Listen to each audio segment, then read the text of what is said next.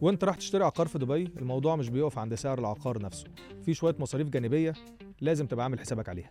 اول حاجه مصاريف دايره الاراضي والاملاك، دبي لاند ديبارتمنت فيز، ودي 4% من قيمه العقار زائد 580 درهم. دول بتدفعهم للحكومه عشان ينقلوا عقار من اسم البائع لاسمك.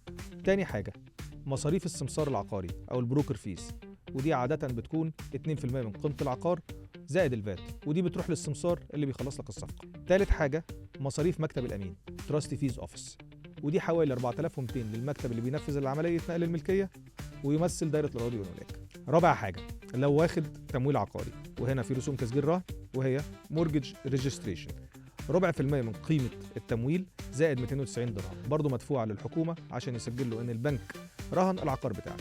نقطة مهمة، لو العقار تحت الإنشاء فالموضوع يختلف هنا شوية، بتبقى 4% من قيمة العقار زائد مصاريف الأدمن، وبتتراوح من 2000 درهم ل 5000 درهم، وده حسب المطور. الخلاصة قبل ما تشتري اجمع كل المصاريف دي عشان تبقى عارف بالظبط تكلفة استثمارك، وتقدر تحسب العائد بتاعك من غير أي مفاجآت.